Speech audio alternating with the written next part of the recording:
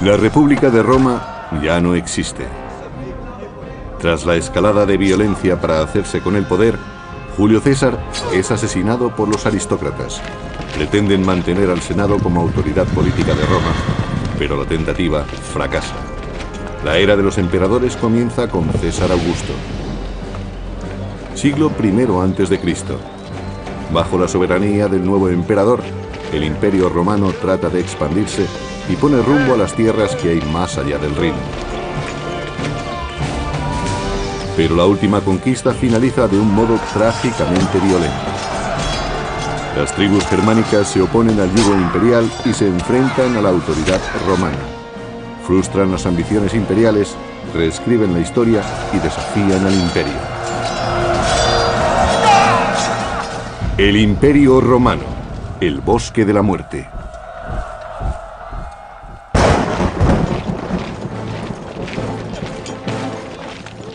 Galia, siglo I a.C. Roma pretende dominar el mundo. Alentados por un crecimiento sin precedentes, los líderes del imperio creen que los pueblos conquistados no se opondrán a su misión civilizadora. El emperador Augusto consolida su poder tras el asesinato de su tío abuelo, Julio César. Roma se alza y extiende por todo el mundo conocido. Augusto fue un pariente de Julio César que se convirtió en el primer emperador romano. Él salvó la República. Sus métodos hubieran sido impensables para Julio César. Fue el principio del apogeo de Roma.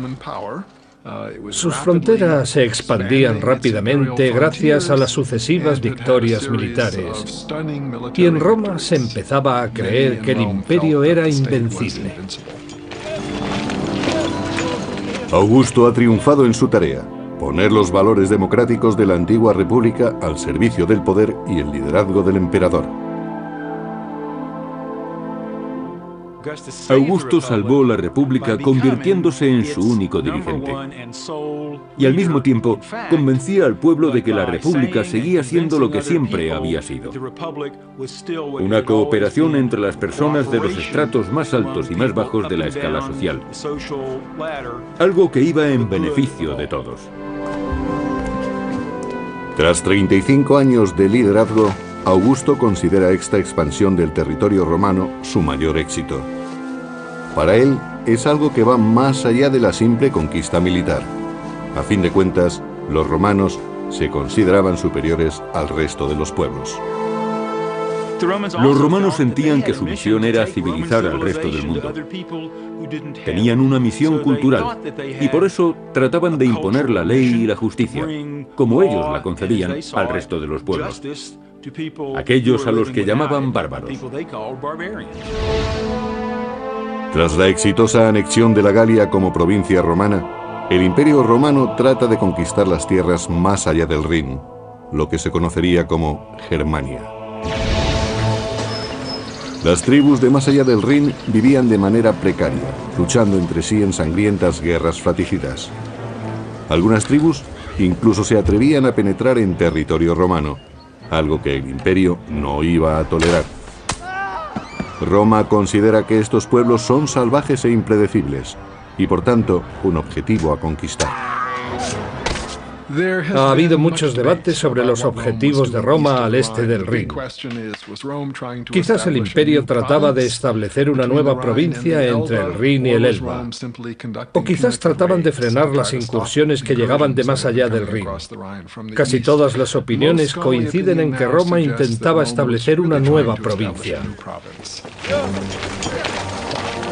En el año 9 a.C., el emperador Augusto envía al general Tiberio más allá del Rin. La relación entre romanos y germanos es muy conflictiva. Hay gente que quería colaborar con los romanos y gente que aborrecía a los romanos. En aquella época los pueblos germánicos debían enfrentarse a muchos desacuerdos. Eran comunes las luchas por el poder. Tiberio, un destacado militar con importantes contactos, tiene muchas probabilidades de suceder al emperador. En Germania, visita al jefe de la tribu de los queruscos, al que considera un aliado potencial. Los bárbaros se aliaron con los romanos para luchar contra los enemigos comunes de ambos pueblos.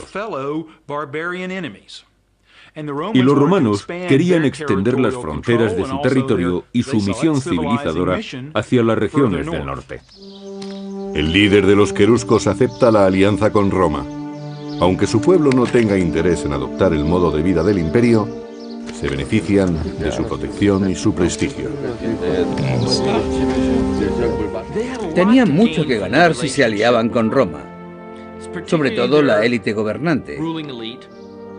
Económicamente, esta asociación les daba acceso a muchos productos romanos, lo que les confería un estatus privilegiado.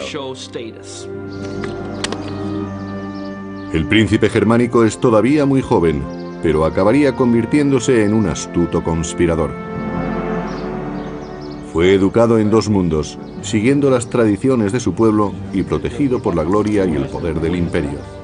Llegaría a ser un oficial romano y un rey germánico. Su nombre era Arminio.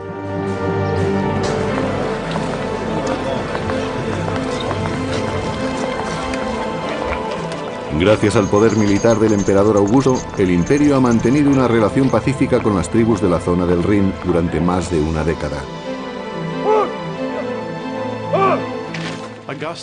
Augusto era un dictador militar que tuvo que luchar sin descanso y logró levantar un imperio que gozó de una envidiable estabilidad durante 2 siglos. Arminio, el joven príncipe germano, acaba de cumplir 20 años y es comandante auxiliar al servicio del imperio. Las tropas auxiliares son un apoyo imprescindible para las 28 legiones oficiales del ejército romano.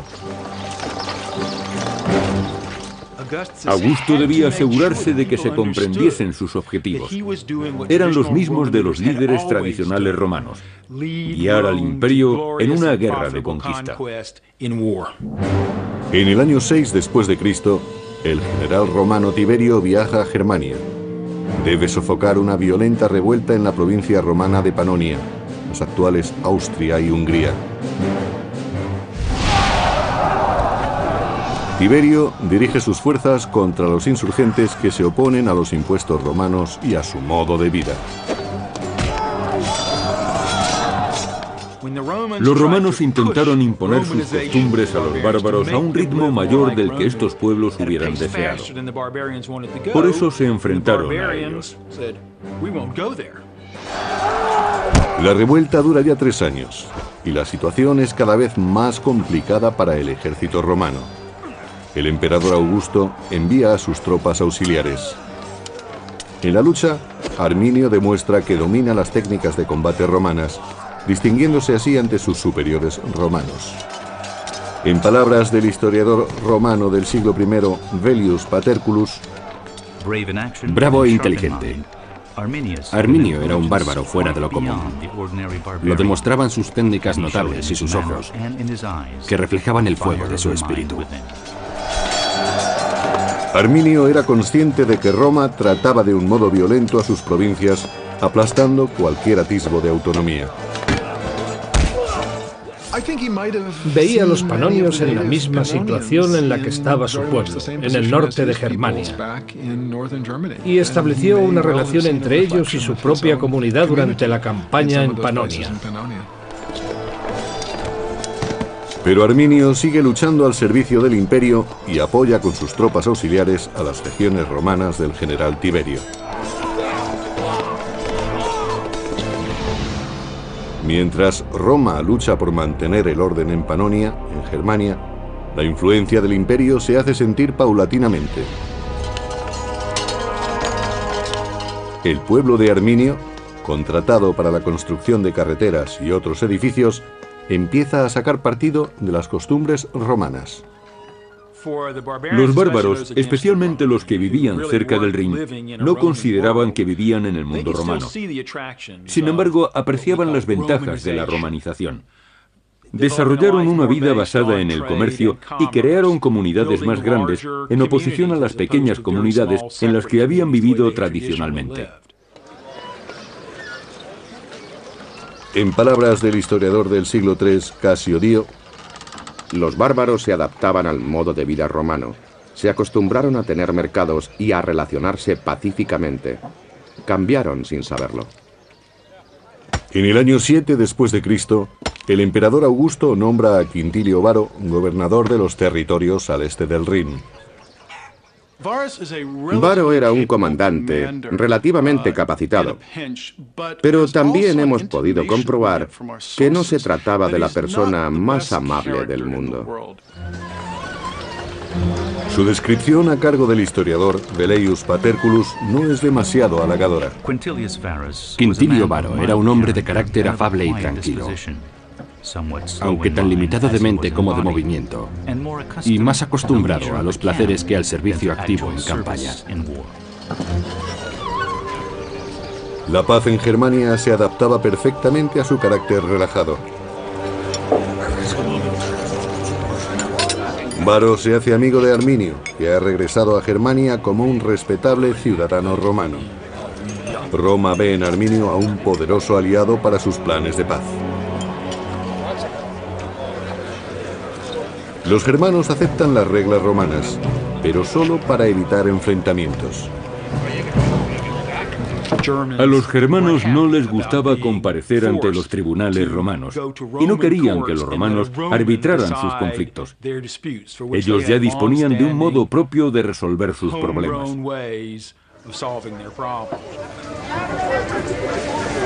El resentimiento empieza a ser evidente, aunque la situación es pacífica, según Velleius. Los germanos son una raza de embusteros impenitentes.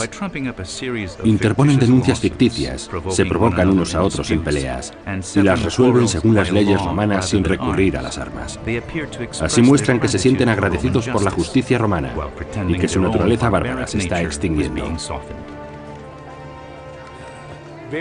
Varo tenía experiencia como gobernador en pueblos acostumbrados a ser gobernados. Pero eso no tenía nada que ver con las expectativas de los pueblos germanos. La intrusión, de acuerdo con el historiador Casio Dio, empuja a Arminio y a otros jefes a tomar medidas.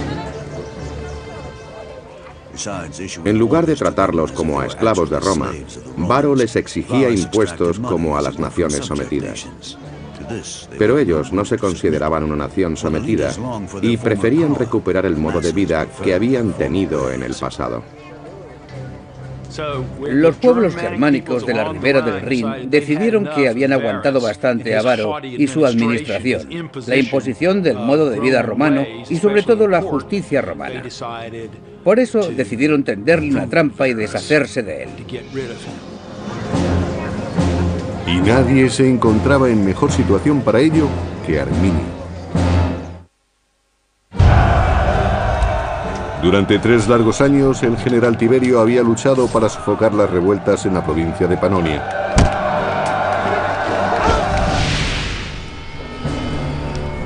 Al fin, en el año 9 después de Cristo, Tiberio ve sus esfuerzos recompensados. Los insurgentes han sido derrotados. La victoria está cerca. Pero mientras que el orden ha sido restablecido en Panonia, la situación en Germania es tensa, aunque los romanos todavía no son conscientes de ello. El general romano Varo, gobernador de esta pacífica provincia, ha impuesto la doctrina romana y ha presionado demasiado al pueblo germano.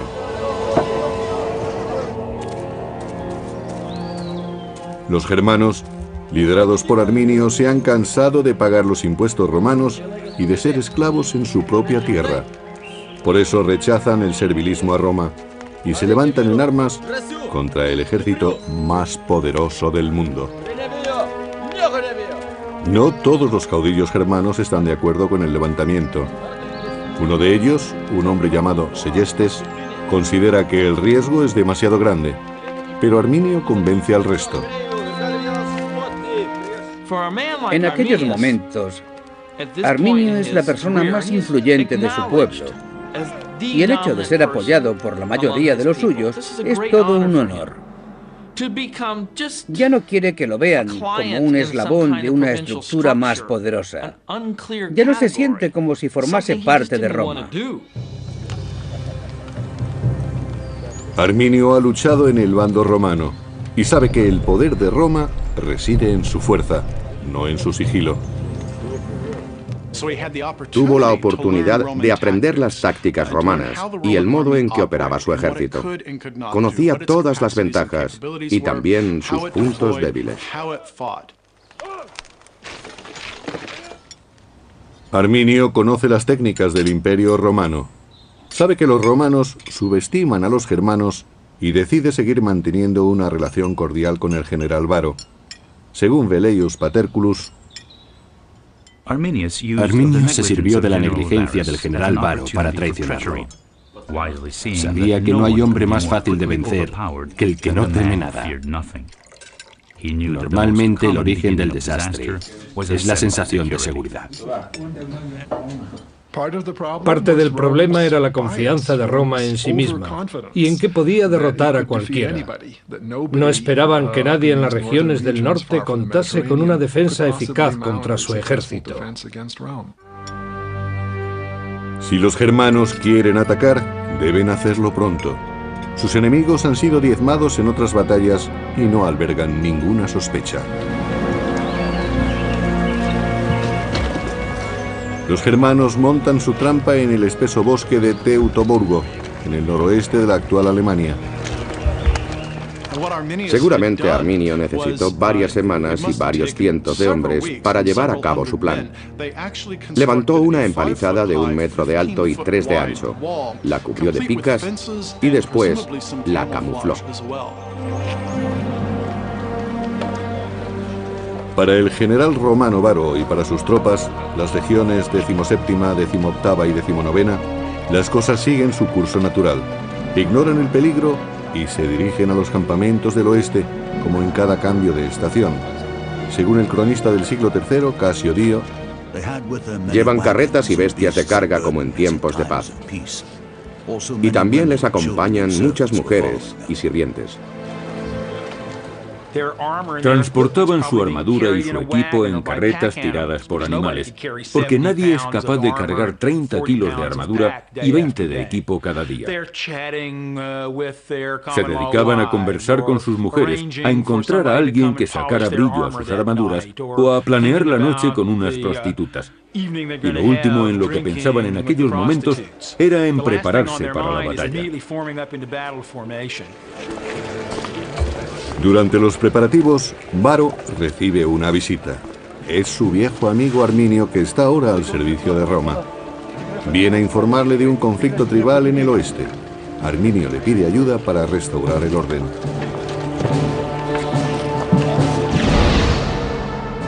El supuesto levantamiento se ha producido en una zona poco conocida, llamada Calcrise, cerca del fuerte romano de Halter, que es el destino de las tropas de Varo.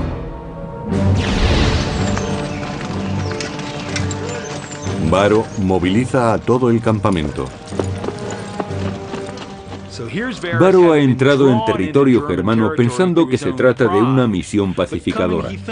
No está preparado para luchar contra los bárbaros. Los bárbaros están experimentados en la guerra de guerrillas y conocen tácticas que pueden aniquilar a toda una legión romana. La larga columna de soldados, civiles y carromatos serpentea por los bosques germanos. Varo no espera que haya problemas, pero está en suelo desconocido. Por eso se muestra prudente y dirige su comitiva con cautela. En algunas excavaciones arqueológicas se han encontrado cencerros que se rellenaban por dentro. Así conseguían silenciarlos. Con los cencerros silenciados, la columna prosigue su marcha. Las tropas van en cabeza y nadie sospecha que avanzan directos hacia una trampa.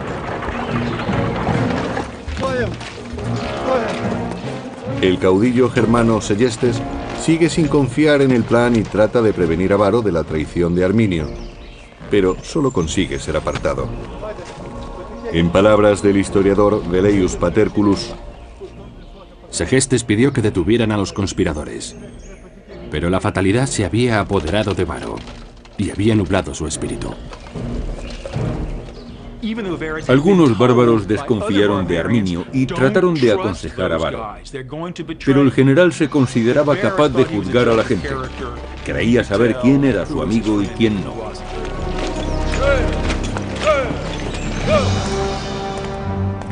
Varo conduce sus tropas hacia una trampa. Y el general Tiberio regresa a Roma después de haber vencido en Panonia. El emperador Augusto ve la victoria de Tiberio como una prueba irrefutable del poder del imperio. Roma es invulnerable.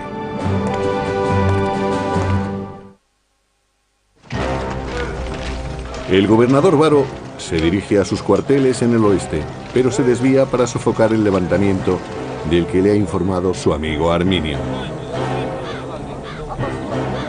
En realidad, Varo se acerca cada vez más a la trampa. Está en las profundidades del bosque de Teutoburgo, en una zona conocida como Calcrise. Los soldados se desplazaban sobre bancos de arena y estaban rodeados por la espesura del bosque. Se trataba de una zona de paso muy complicada, por lo que la columna romana tuvo que estrecharse. Los legionarios romanos marchaban en filas de 6 u 8, y en esta zona formarían filas de 4 o de 2. Además, los soldados se veían entorpecidos por la presencia de sus familias y de las bestias de carga que los acompañaban. Cada vez les costaba más avanzar. Los caminos estaban encharcados o cubiertos de barro y lodo, y además estaban cerca de las rías, por lo que encontraban muchos barrancos a su paso. Era muy peligroso. Esa era la ruta por la que se desplazaban los soldados de Varo. La peor ruta que podría haber escogido.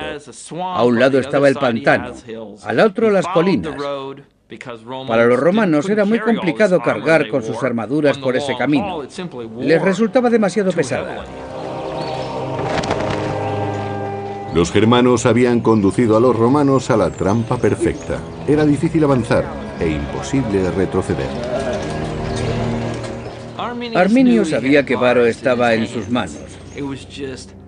El general romano no tenía posibilidad de escapar. Arminio solo tenía que decidir cuándo y dónde atacarlo. Y no perdió el tiempo. Fue un ataque inesperado. El cronista del siglo III, Casio Dio, describe el momento de la emboscada. Los germanos se lanzaron sobre Varo en medio de aquel bosque impenetrable. Se mostraron como lo que eran, enemigos y no súbditos, y sembraron el caos. La trampa se había cerrado. Los romanos estaban atrapados y rodeados de bárbaros. Era una situación terrible. Los romanos que llevaban armadura podían considerarse afortunados. No tenían espacio para desplegarse e iban a ser diezmados muy rápidamente. La columna de militares romanos y de civiles medía 1,5 kilómetros de largo. Varo, situado en la mitad, no era consciente del desastre de la vanguardia. Solo sabía que la marcha se había detenido súbitamente.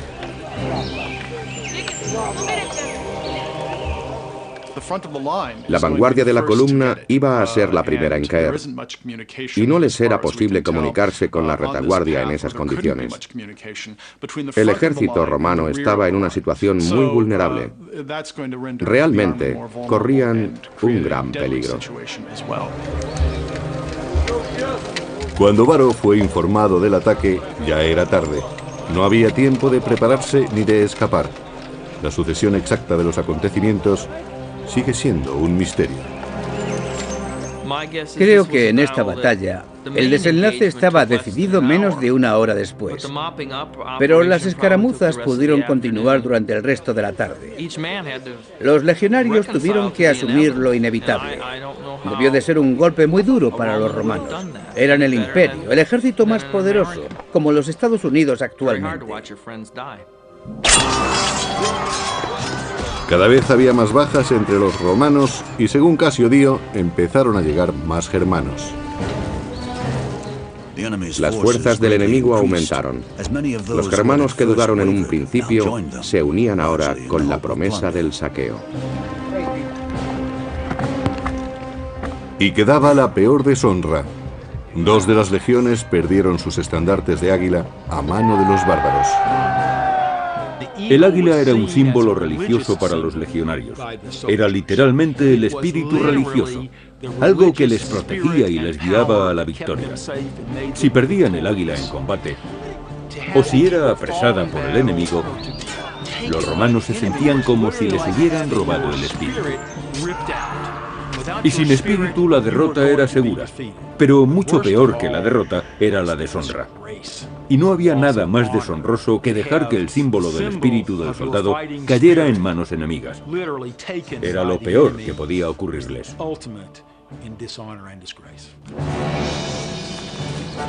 Los romanos pierden la batalla y los estandartes. Como general, Varo sabe lo que le resta por hacer. Varo había sido engañado por los bárbaros. Sabía que era el único responsable. Había dirigido a un ejército y no había sido precavido.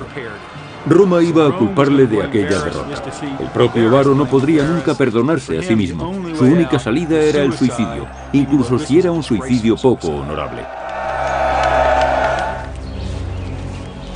Los germanos, a las órdenes de Arminio, han recuperado su tierra y han derrotado al ejército más poderoso del mundo. Según su tradición, ahora debían martirizar a los prisioneros. El escritor del siglo II, Florus, lo describe. Nunca hubo una matanza más cruel que aquella en los bosques. Nunca hubo tantas ofensas proferidas por bárbaros, especialmente hacia las figuras de los legisladores. A algunos hombres les sacaron los ojos, a otros les cortaron las manos. A uno le cosieron la boca después de cortarle la lengua.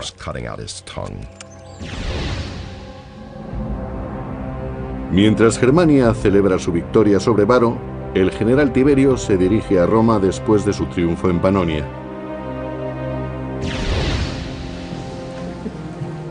En Roma, el emperador Augusto ultima los preparativos para celebrar el regreso de Tiberio, pero pronto la alegría de los romanos se verá ensombrecida. La noticia de que habían perdido 3 legiones llegó a Roma. Augusto estaba completamente horrorizado. Según cuenta la historia, el emperador gritó varias veces: «Varo, Varo, devuélveme mis legiones». Supuso un revés tremendo. Roma había encadenado una serie de triunfos militares y Augusto creía que los pueblos del norte serían fácilmente derrotados. Pero de pronto 3 legiones enteras habían sido destruidas en una sola batalla. Eran aproximadamente 20.000 hombres. Fue un desastre sin precedentes.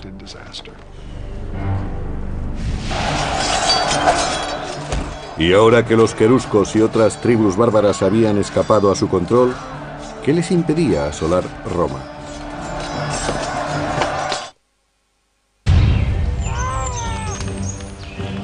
Año 9 después de Cristo. Las legiones romanas están siendo diezmadas en el norte. Cuando el general Tiberio regresa a Roma, encuentra al emperador Augusto destrozado por las noticias de la terrible pérdida.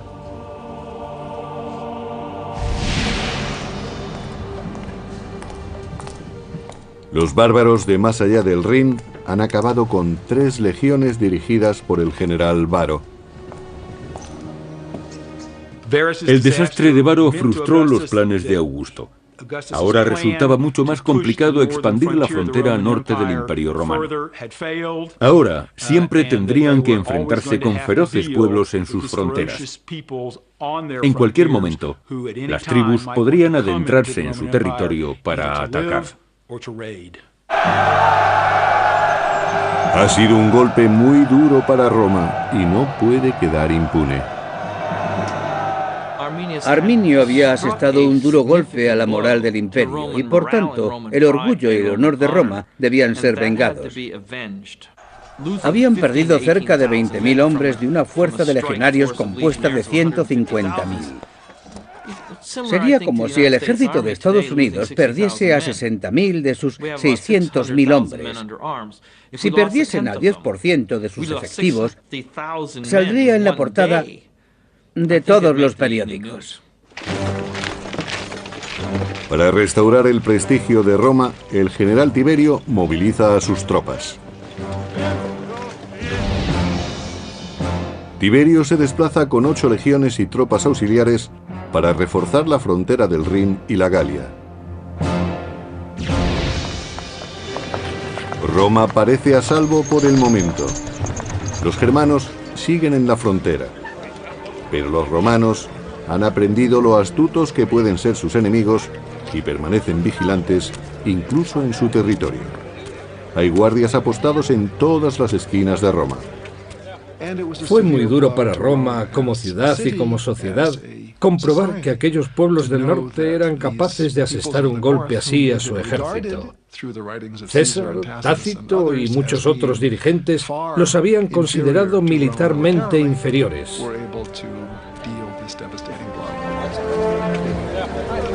Roma, el paradigma de la civilización occidental, de pronto se siente vulnerable.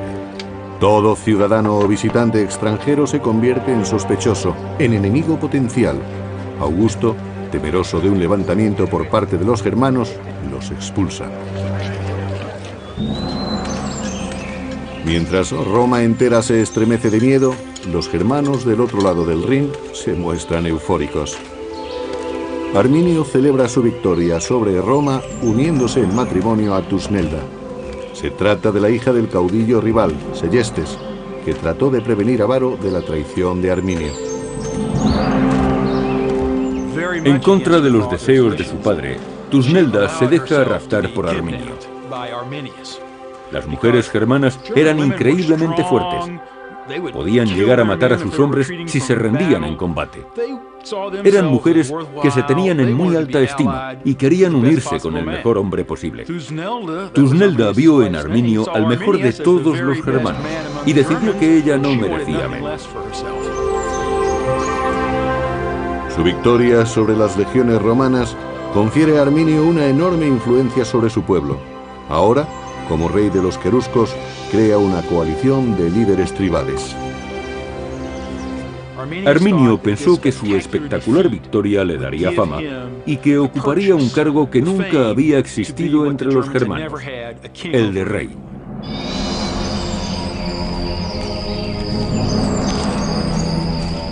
El lugar de la masacre se convirtió en un lugar sagrado.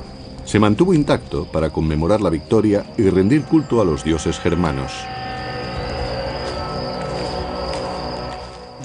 Los germanos practicaban su culto en el campo. Erigían imágenes y tótems de animales en el bosque. El tallado de tótems era muy común en la época, también entre los romanos, pero probablemente los germanos sean el mejor ejemplo. Roma había sufrido un fuerte impacto. Los germanos conservaron las armas romanas como una recompensa sagrada. Las espadas, picas y escudos eran obras de artesanía y su fabricación requería muchos materiales. Económicamente eran muy valiosos, pero parece ser que en muchas circunstancias el valor ritual era más importante. Se han encontrado cientos de ellos con ornamentos que indican que pertenecieron a oficiales. Algunas de estas armas tienen detalles en oro y plata. Gracias a su astucia y a la violencia, los germanos han conseguido recuperar su territorio, al menos por ahora. Pero Roma no está dispuesta a rendirse. Los romanos se dieron cuenta de que tenían un grave problema en el Rin. Decidieron reagruparse, lo que significó reclutar más soldados y establecer nuevas alianzas con los bárbaros. Al cabo de un tiempo, Roma envió nuevas expediciones más allá del Rin. Su intención era pacificar el área, pero también pretendían recuperar su honor perdido en la batalla contra Arminio.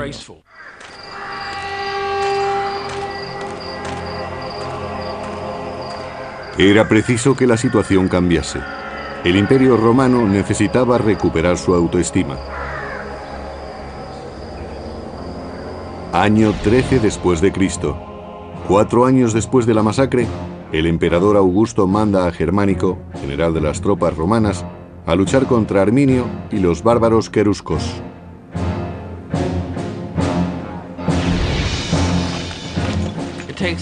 Era prioritario que la potencia militar de Roma se restableciera. De lo contrario, Germánico no podría disponer de las tropas suficientes. No había discusión posible. El honor del emperador y probablemente su vida estaban en juego. Era un problema que había que solucionar enseguida. La fuerza interior de los romanos se alimentaba de venganza, de odio y de furia. En aquel momento no existía la idea de compasión ni de humanidad. Eran un pueblo despiadado. Enviar a Germánico a Germania fue una de las últimas órdenes que daría Augusto. Un año después, a los 77 años, murió abatido por las consecuencias de la derrota. No pudo completar su visión del imperio. Sin descendencia, Augusto nombró a Tiberio como su sucesor. El emperador Tiberio trató de recuperar el honor de Roma y el de Augusto. Augusto había alcanzado la gloria en numerosas campañas militares, pero nunca se recuperó psicológicamente de aquel golpe. Murió pocos años más tarde. En muchos aspectos sintió que su legado había sido destruido. Augusto, que había dedicado su vida a romanizar el mundo, murió por el peso de la derrota. Lo que se había perdido en Germania nunca se volvería a recuperar, pero los germanos habían de pagar por la humillación sufrida. Una sangrienta batalla supuso la gloria para el caudillo germano Arminio y para los bárbaros. La misma batalla que socavó la confianza del imperio. Pero Roma no se rendía. El general romano Germánico marcha hacia Germania. Su único objetivo es la venganza y decide atacar una tribu afín a Arminio. Como desafío, las tribus queman sus propias aldeas para privar a los romanos de cualquier cosa de valor. No había mucho que saquear en las ciudades de los bárbaros. Tenían asentamientos cada vez más grandes, pero podían desaparecer en cualquier momento y regresar más adelante. Mientras, el enemigo derrochaba dinero en una campaña que no aportaba ningún beneficio. La guerra se había convertido en algo deficitario económicamente. El historiador del siglo I, Tácito, pensaba de otro modo. Germánico ordenó a uno de sus generales atacar a la tribu de los brusteros, y en la vorágine de la matanza hallaron el águila de la 19ª legión que habían perdido con Varo. Las tropas marcharon después hacia la frontera, arrasándolo todo a su paso.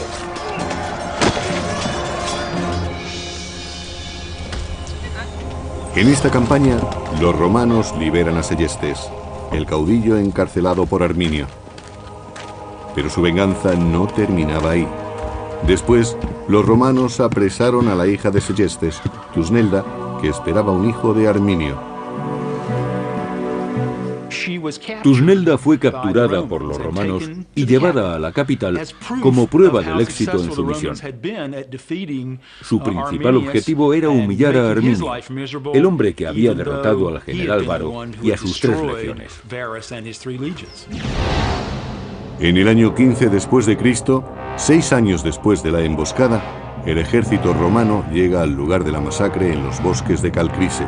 Ahora es un monumento sagrado a la victoria de los germanos. Cuando llegaron al lugar de la derrota de Varo, encontraron espadas rotas por el suelo. Y también había cráneos clavados en los árboles.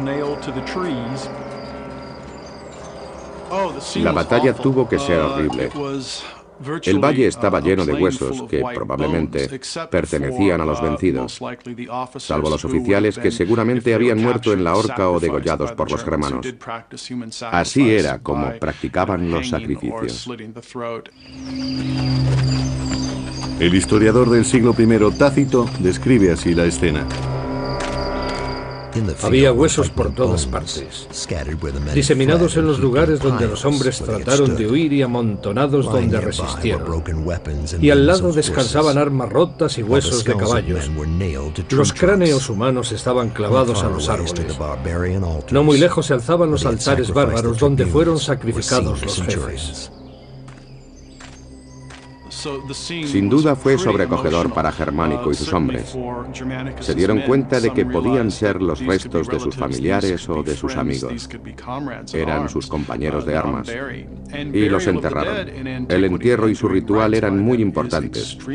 Aseguraban el descanso de los muertos, que ya no regresarían para atormentar a los vivos. El historiador Tácito dice: los romanos enterraron los restos de las 3 legiones. No sabían si estaban enterrando a amigos o a desconocidos, pero la ira que sentían hacia el enemigo era la misma. Todos sufrían y maldecían.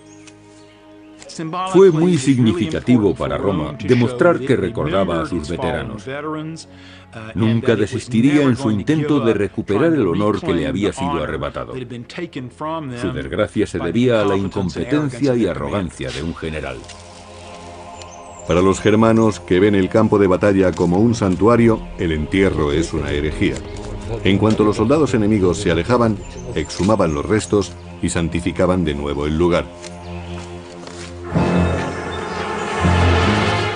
Arminio, que había derrotado a Roma 6 años antes, se siente amenazado por el retorno de los romanos. El giro de los acontecimientos le preocupa. Tácito describe su rabia.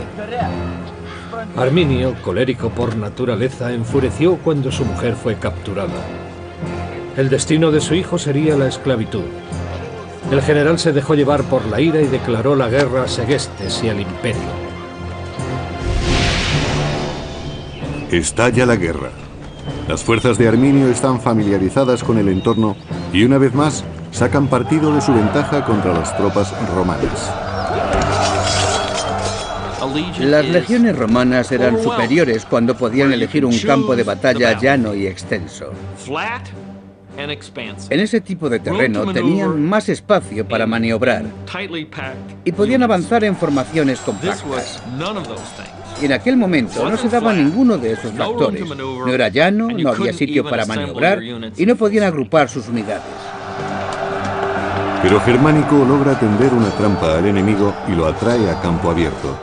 Los romanos han ganado esta batalla, pero no la guerra. La dificultad del terreno, el coste de la campaña y la tenacidad de los bárbaros despojan a Roma de cualquier esperanza de victoria. Durante muchos años los romanos realizaron incursiones en el este del Rin e incluso intentaron capturar a Arminio, pero no tuvieron éxito. Ni Arminio ni Germánico vivirían para ver los resultados de sus esfuerzos. 3 años más tarde, en el 19 después de Cristo, ambos murieron de un modo muy poco heroico. Germánico sucumbió a la enfermedad. Algunos aseguran que fue envenenado por un rival político en las intrigas de Roma.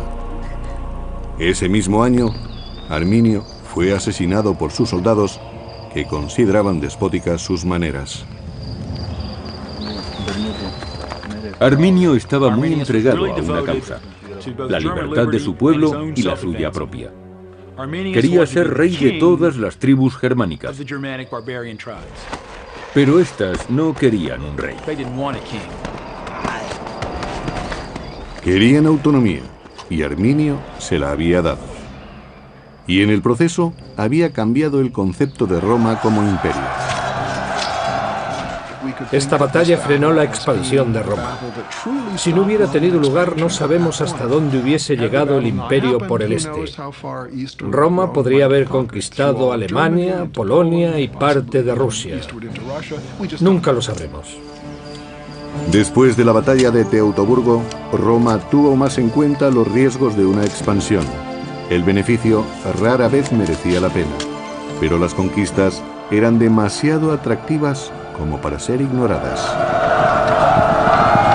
En el año 9 a.C., el emperador Augusto envía al general Tiberio más allá del Rin. La relación entre romanos y germanos es muy conflictiva. Hay gente que quería colaborar con los romanos y gente que aborrecía a los romanos. En aquella época los pueblos germánicos debían enfrentarse a muchos desacuerdos. Eran comunes las luchas por el poder. Tiberio, un destacado militar con importantes contactos, tiene muchas probabilidades de suceder al emperador. En Germania, visita al jefe de la tribu de los queruscos, al que considera un aliado potencial. Los bárbaros se aliaron con los romanos para luchar contra los enemigos comunes de ambos pueblos. Y los romanos querían extender las fronteras de su territorio y su misión civilizadora hacia las regiones del norte. El líder de los queruscos acepta la alianza con Roma. Aunque su pueblo no tenga interés en adoptar el modo de vida del imperio, se benefician de su protección y su prestigio. Tenían mucho que ganar si se aliaban con Roma, sobre todo la élite gobernante. Económicamente, esta asociación les daba acceso a muchos productos romanos, lo que les confería un estatus privilegiado. El príncipe germánico es todavía muy joven, pero acabaría convirtiéndose en un astuto conspirador. Fue educado en dos mundos, siguiendo las tradiciones de su pueblo y protegido por la gloria y el poder del imperio. Llegaría a ser un oficial romano y un rey germánico. Su nombre era Arminio.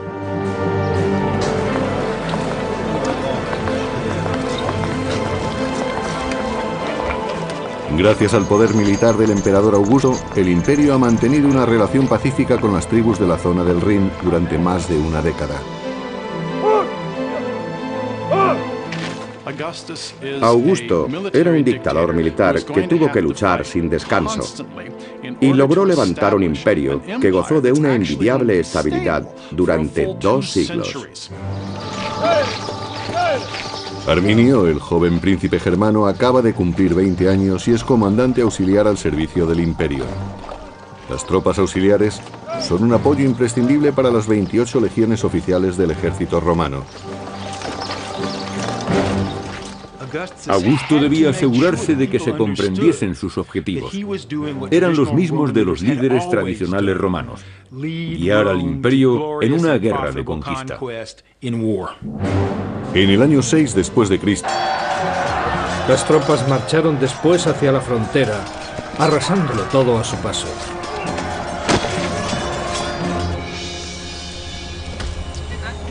En esta campaña, los romanos liberan a Seyestes, el caudillo encarcelado por Arminio. Pero su venganza no terminaba ahí. Después, los romanos apresaron a la hija de Seyestes, Tusnelda, que esperaba un hijo de Arminio. Tusnelda fue capturada por los romanos y llevada a la capital como prueba del éxito en su misión. Su principal objetivo era humillar a Arminio, el hombre que había derrotado al general Varo y a sus 3 legiones. En el año 15 después de Cristo, 6 años después de la emboscada, el ejército romano llega al lugar de la masacre en los bosques de Calcrise. Ahora es un monumento sagrado a la victoria de los germanos. Cuando llegaron al lugar de la derrota de Varo, encontraron espadas rotas por el suelo. Y también había cráneos clavados en los árboles. La batalla tuvo que ser horrible. El valle estaba lleno de huesos que probablemente pertenecían a los vencidos, salvo los oficiales que seguramente habían muerto en la horca o degollados por los germanos. Así era como practicaban los sacrificios. El historiador del siglo I, Tácito, describe así la escena. Había huesos por todas partes, diseminados en los lugares donde los hombres trataron de huir y amontonados donde resistieron. Y al lado descansaban armas rotas y huesos de caballos. Los cráneos humanos estaban clavados a los árboles. No muy lejos se alzaban los altares bárbaros donde fueron sacrificados los jefes. Sin duda fue sobrecogedor para Germánico y sus hombres. Se dieron cuenta de que podían ser los restos de sus familiares o de sus amigos. Eran sus compañeros de armas. Y los enterraron. El entierro y su ritual eran muy importantes. Aseguraban el descanso de los muertos, que ya no regresarían para atormentar a los vivos. El historiador Tácito dice: los romanos enterraron los restos de las 3 legiones. No sabían si estaban enterrando a amigos o a desconocidos, pero la ira que sentían hacia el enemigo era la misma. Todos sufrían y maldecían. Fue muy significativo para Roma demostrar que recordaba a sus veteranos. Nunca desistiría en su intento de recuperar el honor que le había sido arrebatado. Su desgracia. Los jefes a tomar medidas. En lugar de tratarlos como a esclavos de Roma, Varo les exigía impuestos como a las naciones sometidas. Pero ellos no se consideraban una nación sometida y preferían recuperar el modo de vida que habían tenido en el pasado. Los pueblos germánicos de la ribera del Rin decidieron que habían aguantado bastante a Varo y su administración, la imposición del modo de vida romano y sobre todo la justicia romana. Por eso decidieron tenderle una trampa y deshacerse de él. Y nadie se encontraba en mejor situación para ello que Arminio. Durante 3 largos años, el general Tiberio había luchado para sofocar las revueltas en la provincia de Panonia.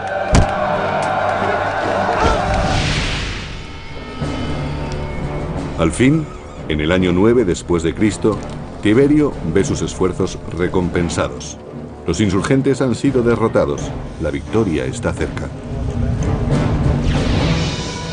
Pero mientras que el orden ha sido restablecido en Panonia, la situación en Germania es tensa, aunque los romanos todavía no son conscientes de ello.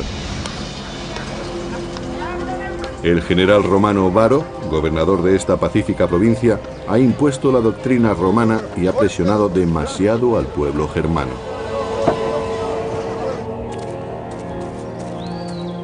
Los germanos, liderados por Arminio, se han cansado de pagar los impuestos romanos y de ser esclavos en su propia tierra.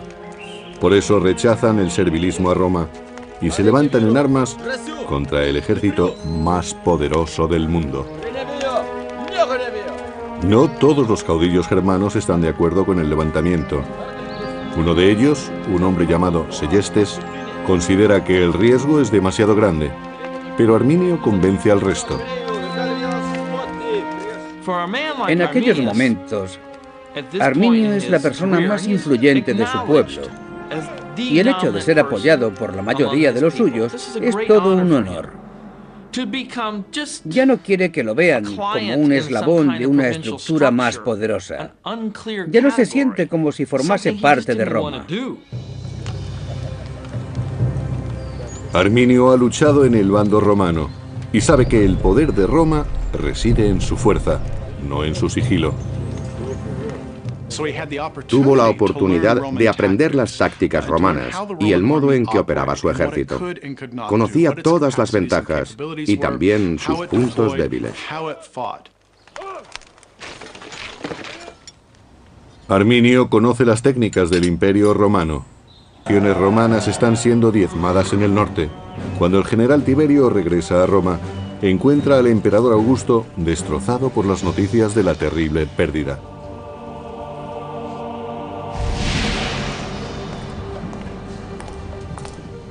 Los bárbaros de más allá del Rin han acabado con 3 legiones dirigidas por el general Varo.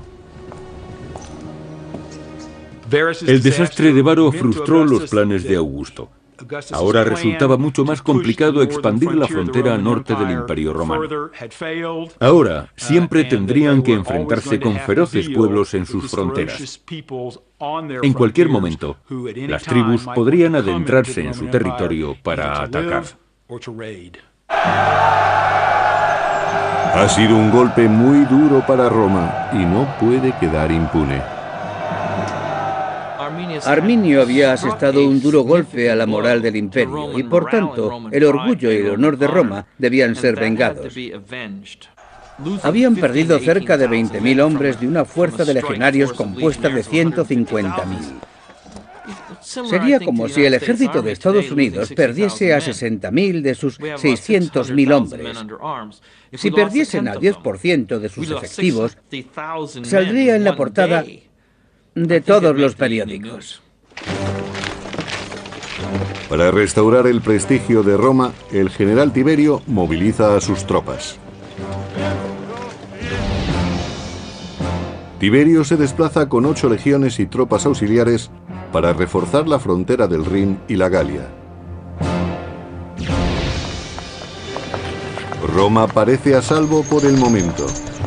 Los germanos siguen en la frontera, pero los romanos han aprendido lo astutos que pueden ser sus enemigos y permanecen vigilantes incluso en su territorio. Hay guardias apostados en todas las esquinas de Roma. Fue muy duro para Roma, como ciudad y como sociedad, comprobar que aquellos pueblos del norte eran capaces de asestar un golpe así a su ejército. César, Tácito y muchos otros dirigentes los habían considerado militarmente inferiores.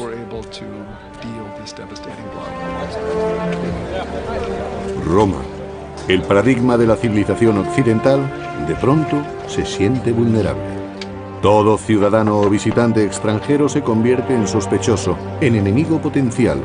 Augusto, temeroso de un levantamiento por parte de los germanos, los expulsa. Mientras Roma entera se estremece de miedo, los germanos del otro lado del Rin se muestran eufóricos. Arminio celebra su victoria sobre Roma y Herat. Roma considera que estos pueblos son salvajes e impredecibles, y por tanto, un objetivo a conquistar.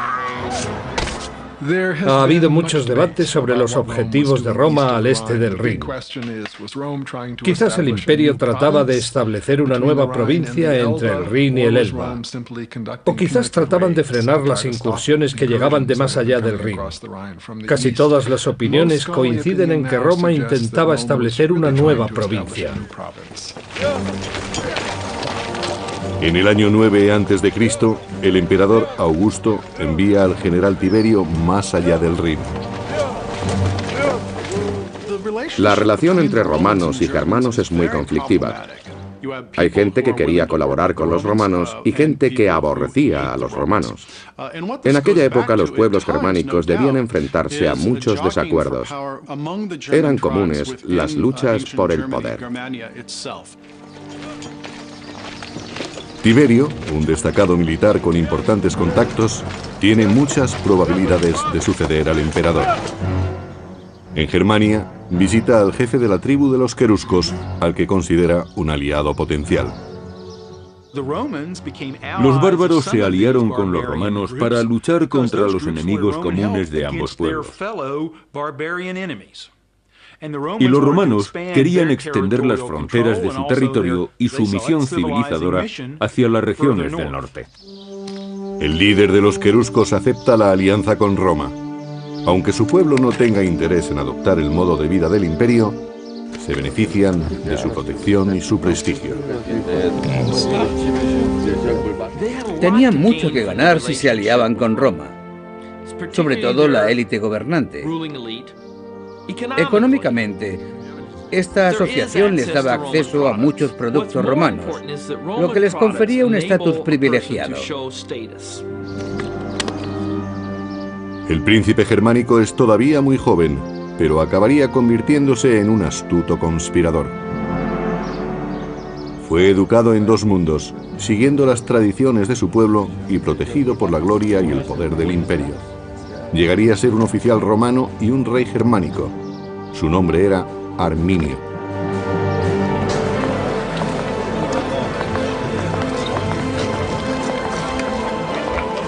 Gracias al poder militar del emperador Augusto, el imperio ha mantenido una relación pacífica con las tribus de la zona del Rin durante más de una década.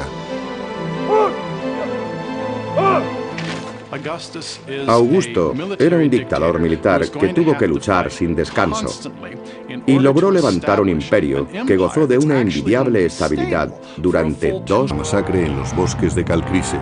Ahora es un monumento sagrado a la victoria de los germanos. Cuando llegaron al lugar de la derrota de Varo, encontraron espadas rotas por el suelo. Y también había cráneos clavados en los árboles. La batalla tuvo que ser horrible. El valle estaba lleno de huesos que probablemente pertenecían a los vencidos, salvo los oficiales que seguramente habían muerto en la horca o degollados por los germanos. Así era como practicaban los sacrificios. El historiador del siglo I, Tácito, describe así la escena. Había huesos por todas partes, diseminados en los lugares donde los hombres trataron de huir y amontonados donde resistieron. Y al lado descansaban armas rotas y huesos de caballos. Los cráneos humanos estaban clavados a los árboles. No muy lejos se alzaban los altares bárbaros donde fueron sacrificados los jefes. Sin duda fue sobrecogedor para Germánico y sus hombres. Se dieron cuenta de que podían ser los restos de sus familiares o de sus amigos. Eran sus compañeros de armas. Y los enterraron. El entierro y su ritual eran muy importantes. Aseguraban el descanso de los muertos, que ya no regresarían para atormentar a los vivos. El historiador Tácito dice: los romanos enterraron los restos de las 3 legiones. No sabían si estaban enterrando a amigos o a desconocidos, pero la ira que sentían hacia el enemigo era la misma. Todos sufrían y maldecían. Fue muy significativo para Roma demostrar que recordaba a sus veteranos. Nunca desistiría en su intento de recuperar el honor que le había sido arrebatado. Su desgracia se debía a la incompetencia y arrogancia de un general. Para los germanos, que ven el campo de batalla como un santuario, el entierro es una herejía. En cuanto los soldados enemigos se alejaban, exhumaban los restos y santificaban de nuevo el lugar.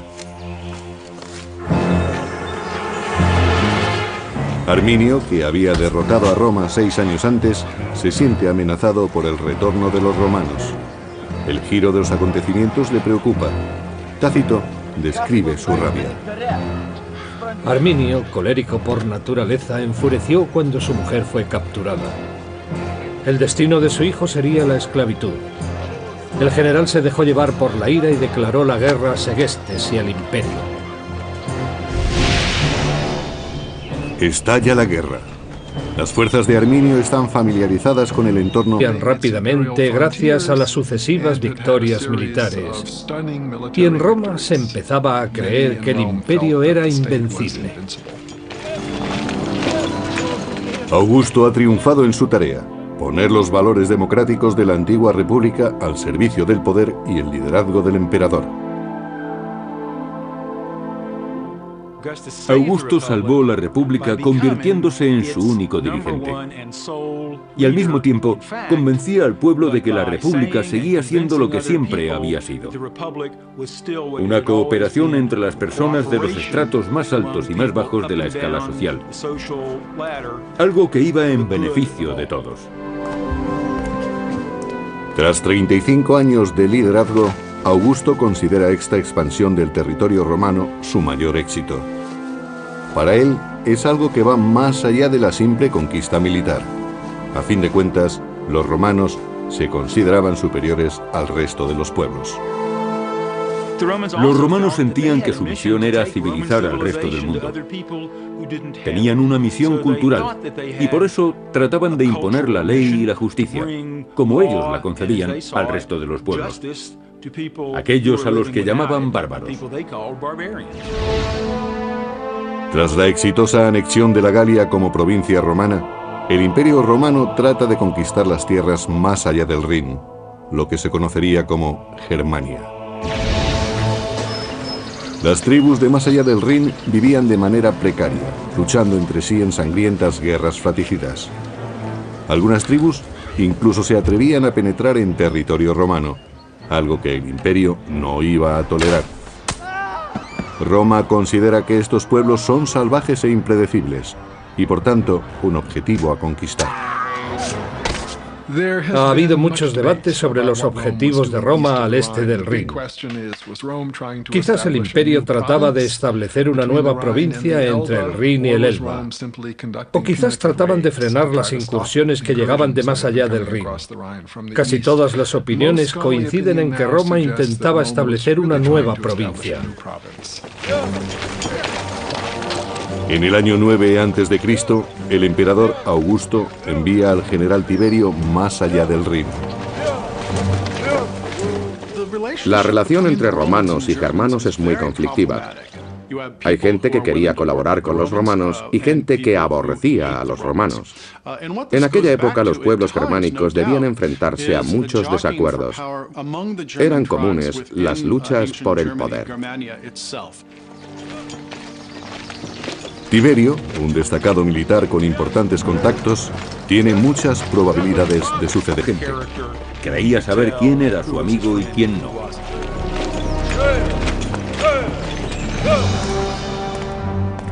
Varo conduce sus tropas hacia una trampa. Y el general Tiberio regresa a Roma después de haber vencido en Panonia. El emperador Augusto ve la victoria de Tiberio como una prueba irrefutable del poder del imperio. Roma es invulnerable.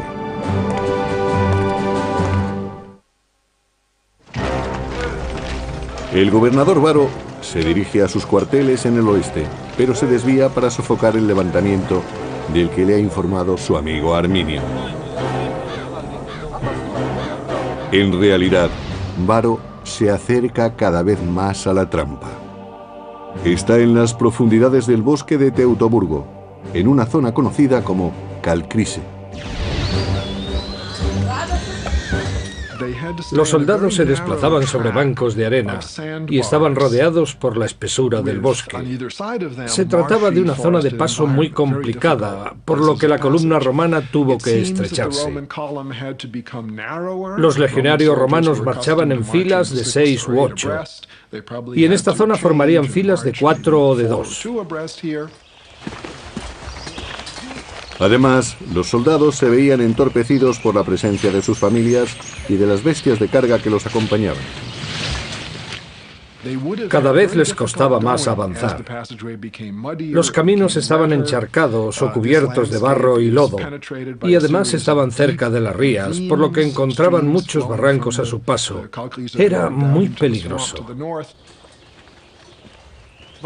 Esa era la ruta por la que se desplazaban los soldados de Varo. La peor ruta que podría haber escogido. A un lado estaba el pantano, al otro las colinas. Para los romanos era muy complicado cargar con sus armaduras por ese camino. Les resultaba demasiado pesada. Los germanos habían conducido a los romanos a la trampa perfecta. Era difícil avanzar e imposible retroceder. Arminio sabía que Varo estaba en sus manos. El general romano no tenía posibilidad de escapar.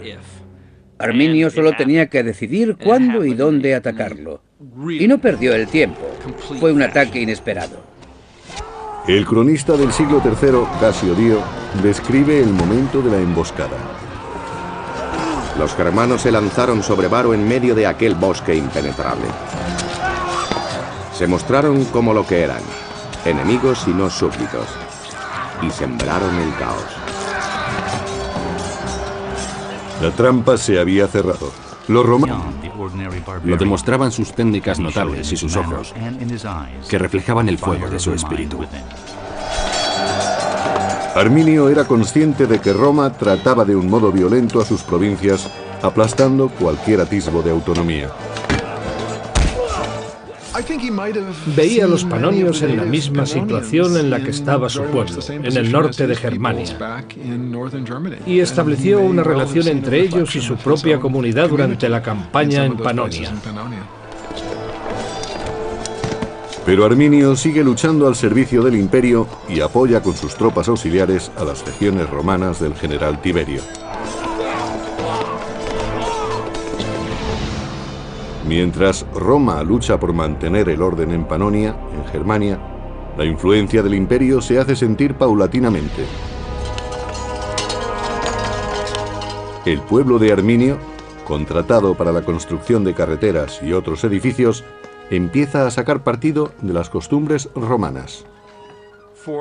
Los bárbaros, especialmente los que vivían cerca del Rin, no consideraban que vivían en el mundo romano. Sin embargo, apreciaban las ventajas de la romanización. Desarrollaron una vida basada en el comercio y crearon comunidades más grandes en oposición a las pequeñas comunidades en las que habían vivido tradicionalmente.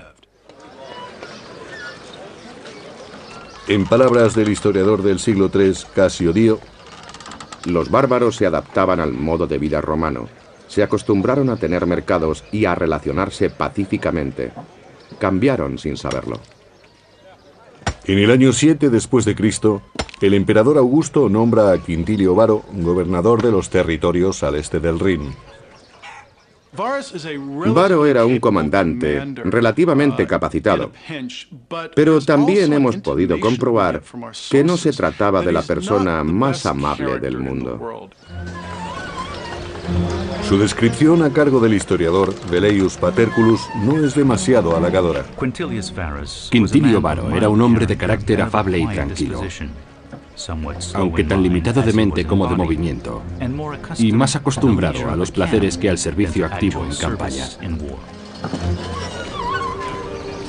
La paz en Germania se adaptaba perfectamente a su carácter relajado. Varo se hace amigo de Arminio, que ha regresado a Germania como un respetable ciudadano romano. Roma ve en Arminio a un poderoso aliado para sus planes de paz.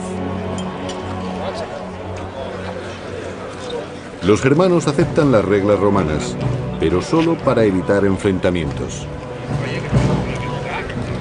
A los germanos no les gustaba con quien no.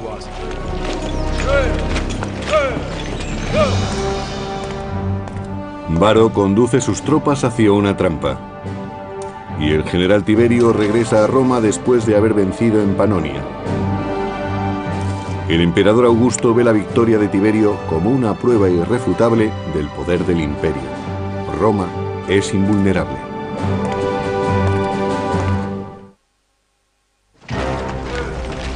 El gobernador Varo se dirige a sus cuarteles en el oeste, pero se desvía para sofocar el levantamiento del que le ha informado su amigo Arminio. En realidad, Varo se acerca cada vez más a la trampa. Está en las profundidades del bosque de Teutoburgo, en una zona conocida como Calcrise. Los soldados se desplazaban sobre bancos de arena y estaban rodeados por la espesura del bosque. Se trataba de una zona de paso muy complicada, por lo que la columna romana tuvo que estrecharse. Los legionarios romanos marchaban en filas de 6 u 8, y en esta zona formarían filas de 4 o de 2. Además, los soldados se veían entorpecidos por la presencia de sus familias y de las bestias de carga que los acompañaban. Cada vez les costaba más avanzar. Los caminos estaban encharcados o cubiertos de barro y lodo, y además estaban cerca de las rías, por lo que encontraban muchos barrancos a su paso. Era muy peligroso. Esa era la ruta por la que se desplazaban los soldados de Varo. La peor ruta que podría haber escogido. A un lado estaba el pantano, al otro las colinas. Para los romanos era muy complicado cargar con sus armaduras por ese camino. Les resultaba demasiado pesada. Los germanos habían conducido a los romanos a la trampa perfecta. Era difícil avanzar e imposible retroceder. Arminio sabía que Varo estaba en sus manos. El general romano no tenía posibilidad de escapar. Arminio solo tenía que decidir cuándo y dónde atacarlo. Y no perdió el tiempo. Fue un ataque inesperado. El cronista del siglo III, Casio Dio, describe el momento de la emboscada. Los germanos se lanzaron sobre Varo en medio de aquel bosque impenetrable. Se mostraron como lo que eran, enemigos y no súbditos, y sembraron el caos. La trampa se había cerrado. Los romanos estaban atrapados y rodeados de bárbaros.